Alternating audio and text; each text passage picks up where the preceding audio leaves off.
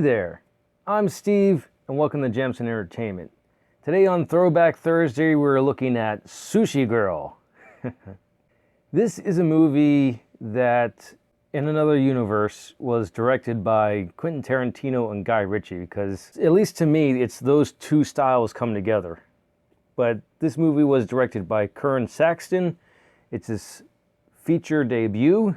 All of his other movies that he's directed are shorts, and I'd like to find them to see what else he's done, and I'd like to see more movies directed by him. He's mostly known for his writing and editing of movies. This is the kind of movie where the title can really tell you everything. If you pay attention throughout the entire movie, or you're seeing it for the second time like me, Sushi Girl says it all.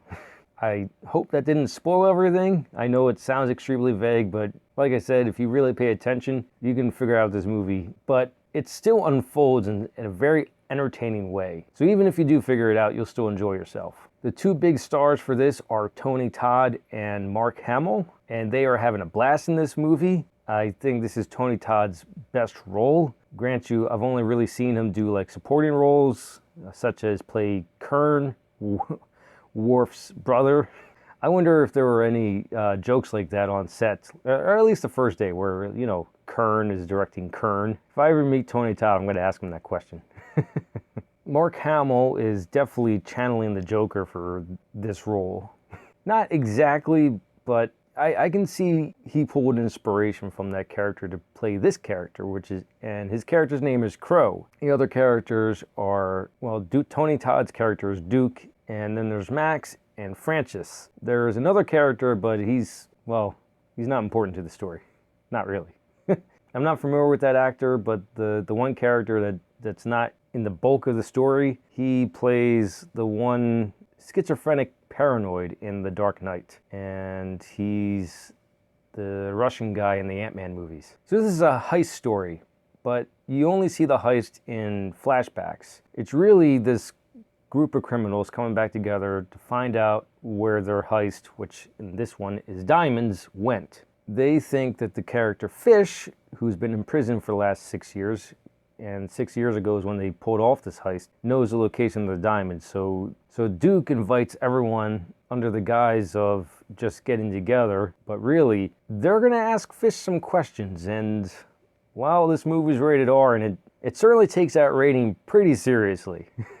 This can be a pretty brutal movie. That brutality is only magnified by the tension that's brought to this movie. So Duke tells a little story about his childhood, how his father would discipline him by giving him 3 minutes to answer a question. And if his father didn't like the answer, it's one of those stories. So he gives 3 minutes to each of the other criminals to interrogate Fish. And that 3 minutes is just, it's just a spring wound tighter and tighter and tighter until he uses an egg timer, until that egg timer goes ding, and then something happens.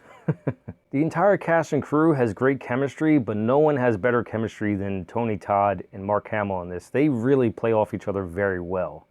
And the characters of Crow and Duke are so interesting that they could each have their own movies or could be in their own movie together. I would not mind seeing that. To talk about the title just a little bit more, obviously Sushi Girl because there is a girl and there's sushi on top of her. It's a real Japanese dining tradition that dates back to the 1600s. It's called Nayo Taimori. Young, beautiful women lie naked on a table, and Japanese cuisine is laid atop their body, and the guests take the food from there and bring it back to where they're dining. And throughout the movie, you do see her reaction to what's going on in the room, even though she's told not to move a muscle.